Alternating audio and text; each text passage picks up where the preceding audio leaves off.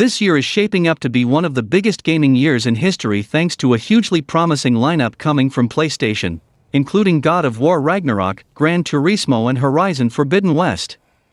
Despite this, in recent years it's been hard to predict how Sony will go about making announcements for its big titles, with showcases ranging from 10-minute state of plays to 40-minute PlayStation showcases. A new report from a trusted source has claimed that PlayStation's next event could be coming next month.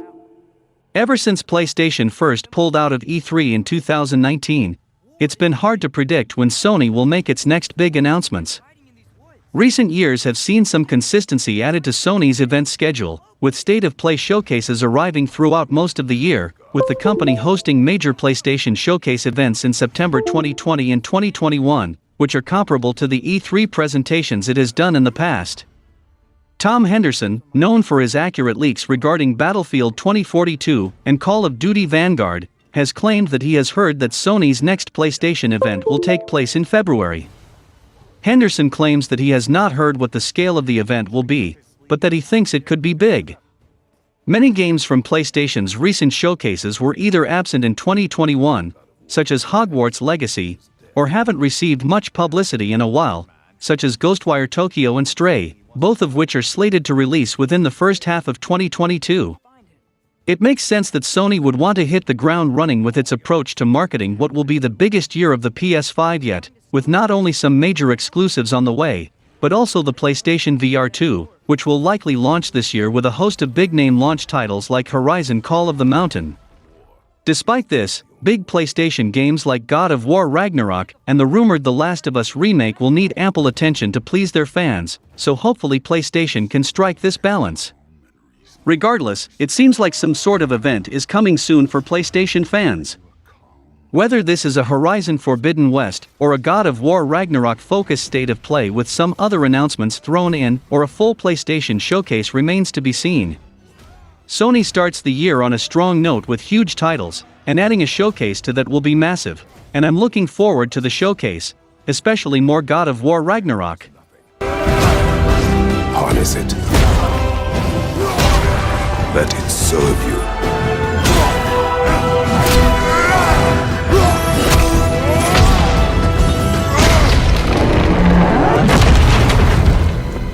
Here! Are you coming with us?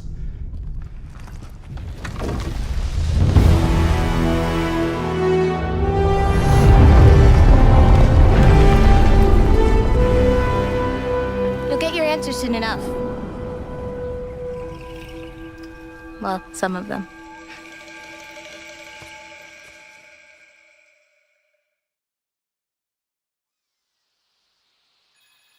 Fresh off the heels of a showcase at CES 2022 detailing the technical specs of the PSVR 2, Sony has updated a patent for even more VR technology.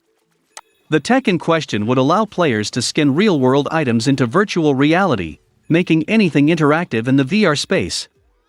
This patent isn't actually anything new as Sony filed it on June 23, 2021. However, the Patent Office took issue with some of its claims, requiring the tech giant to rework some details and resubmit. It would seem that, as of a few days ago, Sony and the Patent Office have begun moving forward with the process following updates and revisions by Sony. It's currently unclear exactly what the applications of the patent would be for.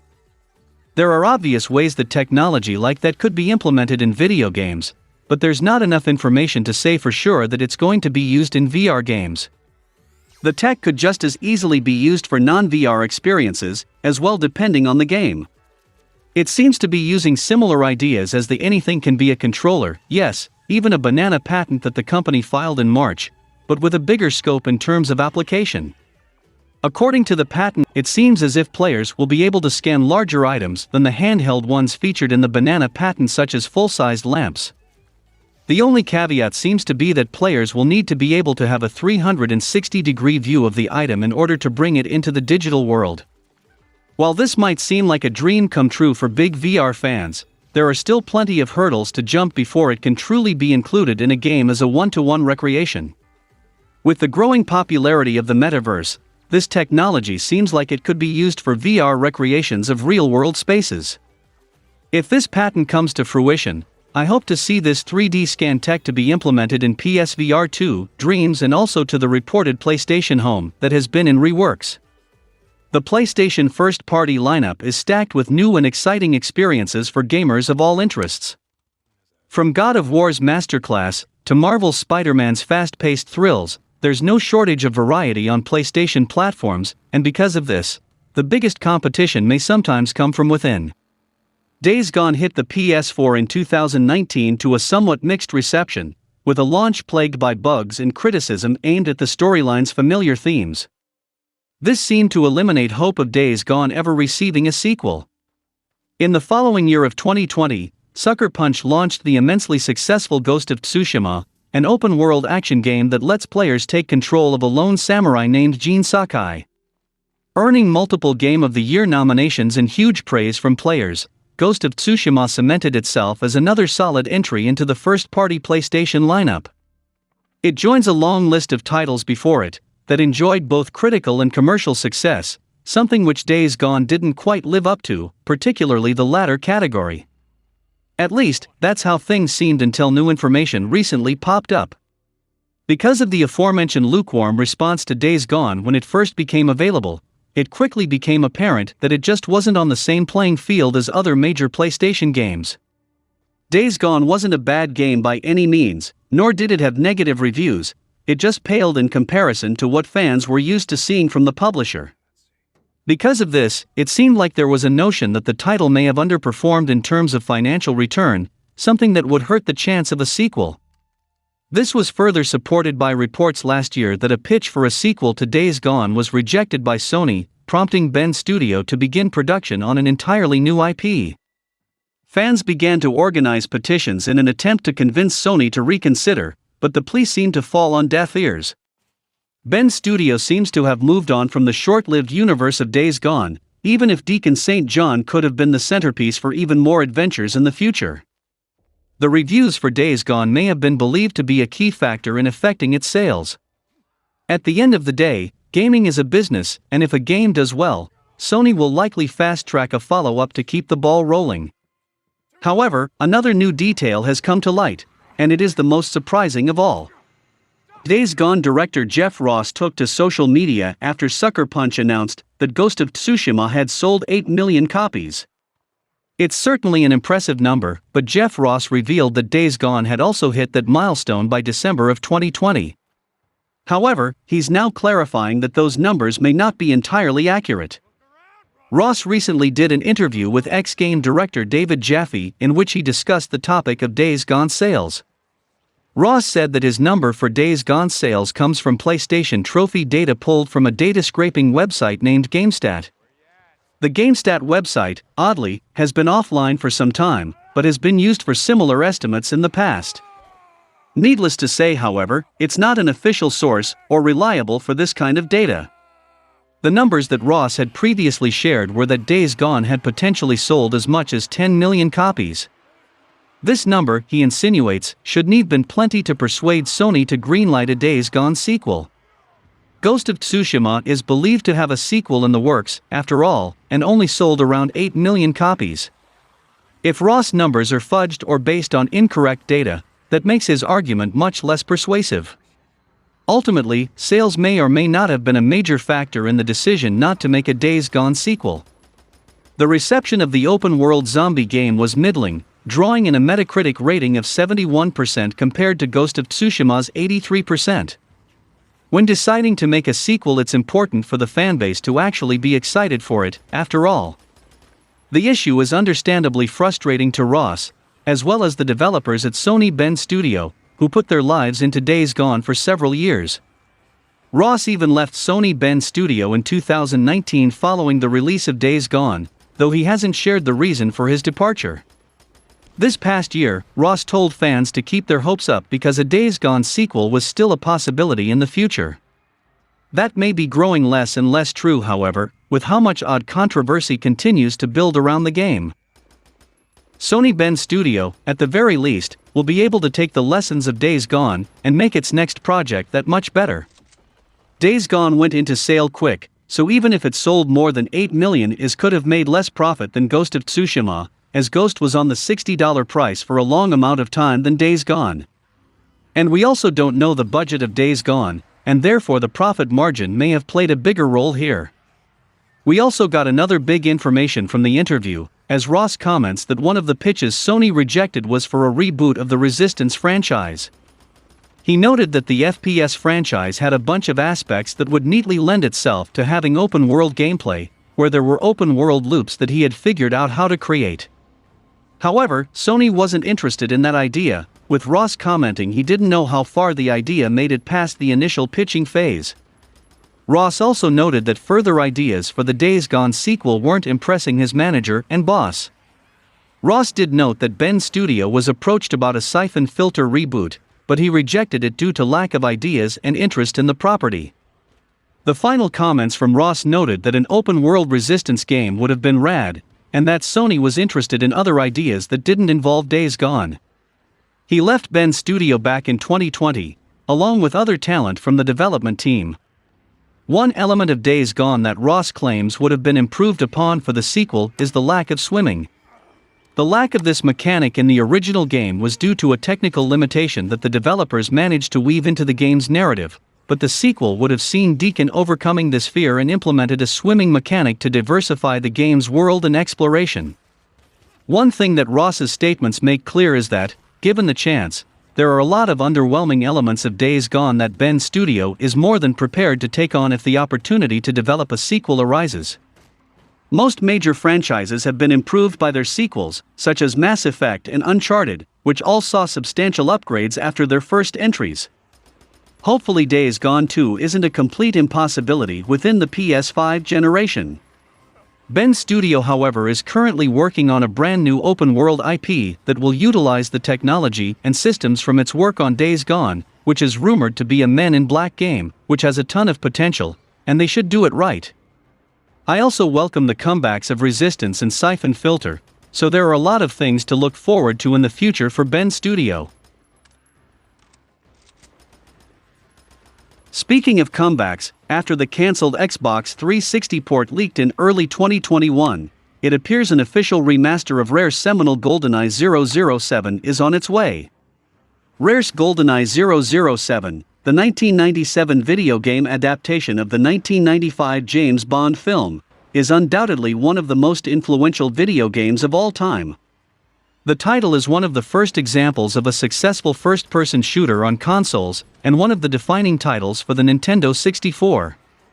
Unfortunately, due to it being a licensed game, it's also a game that has gone largely unpreserved on modern video game consoles, with no official re-releases following its GoldenEye 007's Nintendo 64 release. That might be about to change, however, as achievements have leaked online for a planned Xbox One release of the classic first-person shooter.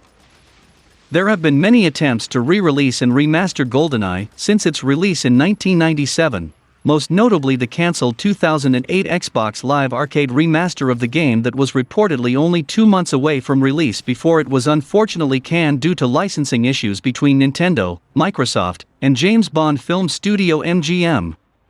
Surprisingly, Xbox 360 modders were able to access one of the final versions of the cancelled Xbox Live Arcade release in February 2021, which boasted upscaled HD visuals, 60 frames per second gameplay, reworked controls, and more. Just a few months ago, however, in October 2021, Nintendo requested that the game be reclassified in Germany for an official release, since it was banned in the country at the time of its 1997 Nintendo 64 release. This, along with the recent launch of Nintendo Switch Online Plus expansion pack, which included emulated Nintendo 64 games, sent fans speculating as to whether the developer was planning to bring back GoldenEye. This seems to be the case, as now over 50 achievements have appeared on Xbox Live for GoldenEye for the Xbox One, indicating that MGM, Nintendo, and Microsoft have come to an agreement and a re-release of one of the most influential shooters of all time is imminent. Better yet, given the multiple partnerships between the companies through titles like Minecraft and Super Smash Bros. Ultimate, it seems likely that it will arrive on Xbox One and Nintendo Switch Online. Of course, it's possible that this leaked achievement list means nothing, and so fans should keep their expectations in check just in case. Many have begun to note that 2022 marks the 25th anniversary of GoldenEye and the 60th anniversary of the James Bond franchise. Given MGM's renewed interest in the James Bond video game franchise with the announcement of IO Interactive's upcoming original James Bond game, it seems likely that the company is planning not only a GoldenEye remaster, but hopefully some re-releases of other beloved Bond games such as James Bond 007 Nightfire and The World Is Not Enough. I personally prefer a remake of classic legacy games, from the ground up, but I can put up with this, if they are bringing it to the modern platforms, but I still want a remake, let's me put it out there. But now let's discuss how this so-called remaster can succeed. The quickest way to ruin any remaster or remake is to get too clever. Sure, GoldenEye has aged well in some regards and terribly in others, but developers of the remaster have to tread lightly when deciding which features to update and which to leave alone. While it's doubtful that fans would be fussed about simplified vehicle controls in the campaign or various glitches being eradicated, tinkering with fundamentals of the game like the relatively clunky aiming system might be a step too far. It's important for developers to remember that fans are not dying for new shooters. There's certainly no scarcity of those they're dying to play GoldenEye. This is the key aspect where the 2010 remake failed. It was a decent game, but it was an entirely different game. It was much more Call of Duty than it was GoldenEye. For the latest remaster, developers should use the blueprint laid out by Diablo 2 Resurrected. If any changes are made, they should be minor, quality-of-life changes that would be unoffensive to even the most die-hard fan of the original game. For major changes like graphical changes, gameplay changes, and the like, they should be able to be toggled on and off by fans. GoldenEye is one of the first multiplayer console shooters, and still sits among the best arena shooters for good reason. Among other features, it helped popularize one major aspect that is still present in modern shooters: playlist modifiers like the Man with the Golden Gun, arguably a forerunner to gun game modes, or the Living Daylights, which is essentially flag tag. It also boasts a handful of stages that are beautifully designed for competitive play like basement, facility, library, and temple. There's very little work that needs to be done in order to create a fair, competitive ranked mode for GoldenEye. A ranked mode in a GoldenEye remake serves a more practical purpose as well. It could help keep fans invested long after the initial release. While the 2010 version of GoldenEye did, in fact, have an online multiplayer mode, its gameplay paled in comparison to contemporaries like Modern Warfare 2 and Black Ops and, as such, failed to generate any serious interest. For a remake of the original GoldenEye, the audience is already there, and a ranked multiplayer mode would have no shortage of eager participants. Overall, I hope we get a full-fledged remake that keeps the original essence, and also become a next-generation beast.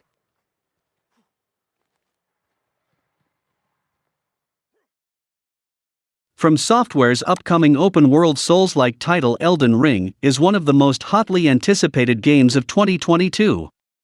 However, it's not the only Soulsborne title to come out in recent years, and some Elden Ring developers appear to be comparing their work to the Demon's Souls PS5 remake. Apparently, the recent release of the Demon's Souls remake and its PS5 graphics has put Elden Ring's graphics creation staff under extra pressure. The Demon's Souls PS5 remake is considered one of the most graphically stunning next-gen games released so far, so it may be easy to understand why its existence could be putting pressure on Elden Ring developers. Bluepoint's take on the original Soulsborne game served as a PS5 launch title, and received widespread acclaim for its visuals, which helped raise the bar for next-gen games.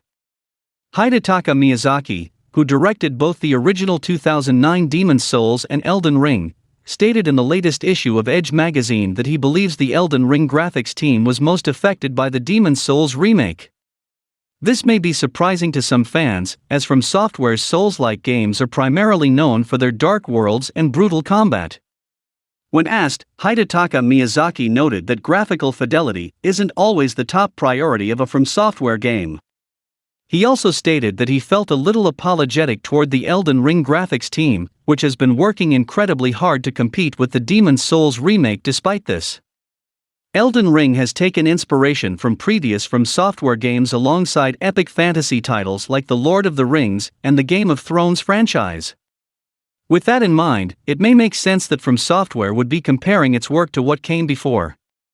One of the reasons the Elden Ring graphics team may be the most affected by the existence of the Demon's Souls remake is that Hidetaka Miyazaki hasn't played the game himself. In fact, he reportedly has no plans to play Elden Ring either. According to Hidetaka Miyazaki, he doesn't like revisiting his own creations. Elden Ring's art style is beautiful, but when comparing to Demon's Souls, it certainly doesn't stand tall against its predecessor. Bluepoint Games confirmed that they have only used 3% of the PlayStation 5's potential to make Demon's Souls remake. So, with the backing of Sony, their next game, where it is a remake, or a sequel, or a new IP, it gonna be godly. From Software is a studio that has seen tremendous success in the past decade. One of the most anticipated titles of this year is the studio's own Elden Ring, where it will be refining the Souls-like formula and taking it to an open world. Elden Ring even has acclaimed fantasy writer George R.R. Martin helping with the game's world building, which is a major selling point of the game. However, some fans might wonder what will be next for the studio after this title is released in February. One possibility is that From Software's next project will be Armored Core 6, a new entry in the franchise in nearly a decade. The Armored Core franchise is a series of third-person shooters where players take the role of a mercenary piloting a giant robot. The first game in the series was released in 1997 on the original PlayStation, followed by several sequels. There are over 13 mainline games, though these are not interconnected in any way, with each numbered entry signifying a reboot for the franchise. After the polarizing release of Armored Core 5, no new games from the franchise were released, with From Software busy with games like Bloodborne and Dark Souls 3. However, there seems to be some movement to return to the Mecha Action series, as seen with a recent survey completed by a fan, and also by the screenshots and gameplay footage leaked online. Posted by Reset Era member Red Licorice, they claimed that they finished a survey regarding this new Armored Core game, where it contained a text description, screenshots, and gameplay footage. The videos allegedly included a brief showcase of a boss fight and a snow-covered environment. They also posted screenshots of the game's description, which features not only familiar third-person shooter gameplay from the originals, but also short-range combat options like a blade and shield. Other aspects of the game was revealed, such as From Software's director, Hidetaka Miyazaki, will be responsible for the creation of this new Armored Core's sci-fi world. Furthermore, this game's scale is looking to be vast, with emphasis on exploration and challenging enemies in a 3D environment. Not only that, players will be given an array of customization options for their mechas, where they can build it to focus on close-range combat and mobility or long-range firepower. Back in 2017, From Software addressed rumors regarding the Armored Core franchise, after the last game's polarizing release. Based on the information given, this new Armored Core game seems to taking cues from the studio's past games, where it's shaping up to be a more Souls-like take on franchise. Following a previous post in the Reset Era forums leaking the consumer surveys for a new Armored Core game, forum user Red Licorice shared several screenshots that were included within the same surveys. The surveys looking to get public feedback for the upcoming game reportedly included a text description, several screenshots, and short gameplay footage showcasing a boss fight and in-game world footage. The text description gives a brief blurb about the new game's story, as well as many of the franchise's staple mechanics, like swapping between melee and ranged combat, and the high degree of customization.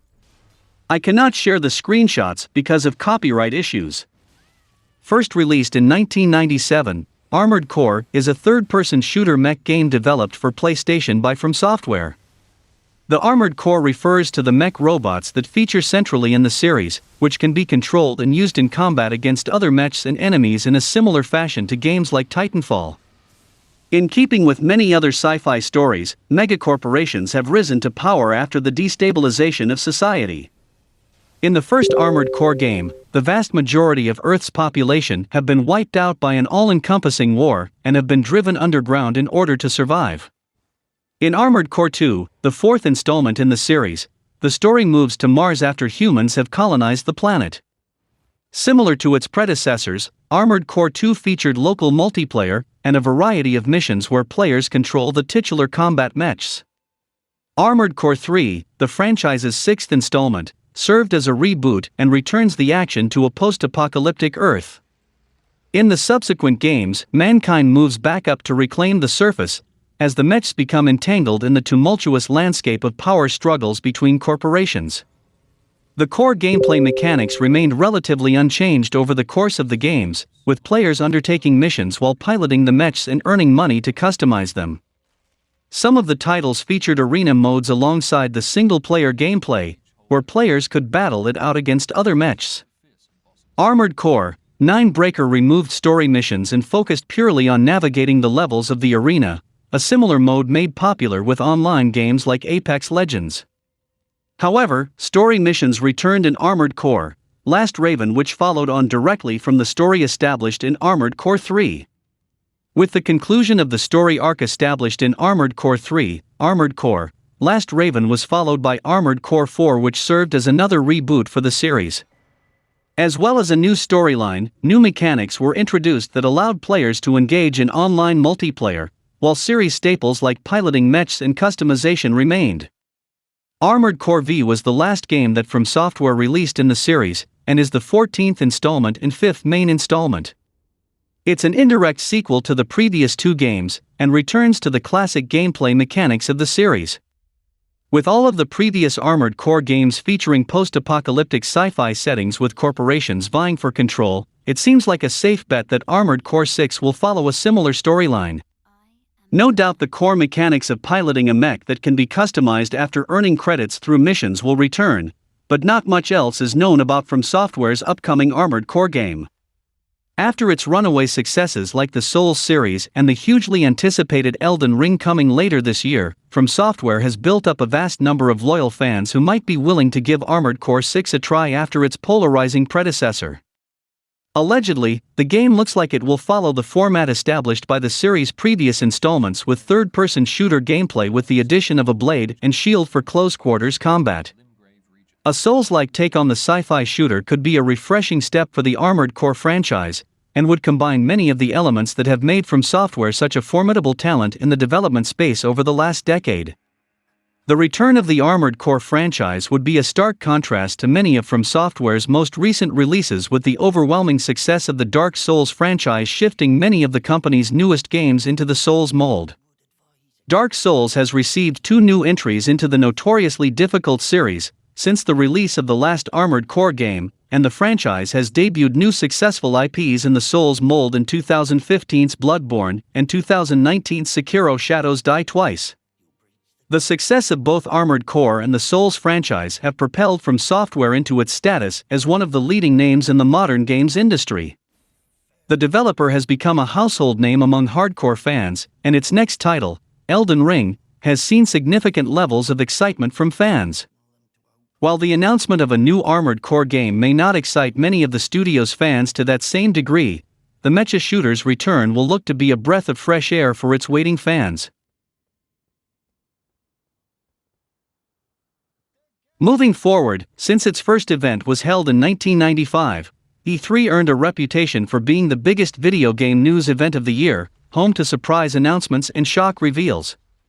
E3 was held every year from 1995 to 2020, when its streak was broken by the COVID-19 pandemic. E3 2020 was cancelled, and then E3 2021 was held as a digital-only event. The plan was to bring E3 back in full force for the 2022 event, but it seems those plans have been derailed. As reported, E3 2022 in June will no longer be an in-person event, and will instead be online only. This decision was made due to the ongoing impact of the COVID-19 pandemic, as the Omicron variant has fueled a spike in hospitalizations and deaths. While some may think it's still too early for E3 to make the call to switch to an online-only event, it seems like this makes the most sense so gaming companies don't spend money preparing for E3 booths that never materialize. It's possible the COVID situation will be much improved come June, but it's just as likely that Omicron, or a new variant, will still be keeping life from getting back to normal, so E3 organizers are taking a cautious approach. It's unclear who will all be involved in E3 2022, but it's likely that the usual suspects will all have something to show at this year's event. Last year's E3 included presentations by Ubisoft, Gearbox Software, Microsoft, Square Enix, the PC gaming show, Capcom, and Nintendo, and smart money is that these companies will all be back for E3 2022 as well. That being said, it's also possible that they will decide to host their own instead, like how Sony has skipped E3 in recent years. Since the start of the global COVID-19 pandemic, video game conventions and events have been thrown off the railings. Online events have largely replaced in-person events, and while some conventions have attempted to go back in person, the new Omicron variant has caused others to reconsider. Thursday, for example, saw the announcement that E3 2022 would be going fully online. This was followed by a reminder from Geoff Keighley that Summer Game Fest would be returning this year as well. There's perhaps no better example of the turmoil surrounding pre- and post-COVID-19 conventions than the relationship between E3 and Summer Game Fest. Geoff Keighley was once a major part of E3, producing the convention's E3 Coliseum shows. In early 2020, before the pandemic broke out, Keighley ended his partnership with E3, stating he was no longer comfortable being a part of the event. This is presumed to be due to E3's effort to open the event up to influencers and the general public. But Keighley also wanted an online focus E3 didn't. Less than a month later, everything changed with the pandemic's widespread recognition and lockdowns in March 2020. For E3, it was a disaster, as the convention had to cancel all of its in-person plans, influencers, and all. For Keighley, it was a huge opportunity. He started Summer Game Fest, a 4-month festival built around smaller events run by individual publishers, developers, and groups. In 2021, Summer Game Fest condensed into June, but featured a formal kickoff event and bigger partner showcases and reveals. It's now 2022, and Keighley has confirmed the return of the Summer Game Fest, with expectations for the event higher than ever. Keighley is confident and excited about this year's event, but there's also an apparent remaining bitterness toward E3 and the ESA. Summer Game Fest 2022 was officially announced in early December, but Keighley took to Twitter just an hour after E3 2022 confirmed it would be online only to remind fans his event would be returning as well. The officially stated reason for E3 2022 to go online is due to the COVID-19 pandemic surging again. But there are reports that the ESA cancelled its LA Convention Center contract months ago for entirely different reasons. Keighley is, perhaps, not so subtly pointing out he knew that E3 would struggle years ago. Regardless of the infighting between E3 and the Summer Game Fest, video game fans across the world will benefit from both events competing to put on an exciting show. Summer Game Fest returns this summer. E3 2022 doesn't have a date yet, but would be expected in June. It will be interesting to see if E3 2023 marks E3's grand return to being a massive in-person event, or if the COVID-19 pandemic will continue to keep people at home. Time will tell, but for now, gamers can look forward to E3 2022 being an online-only event. And as usual, that's all for the video, guys. Like and share the video for a greater audience. Comment your thoughts on the topics, and donations are always appreciated. Subscribe to the channel and click the bell icon, and until then, from SMPV, it's goodbye.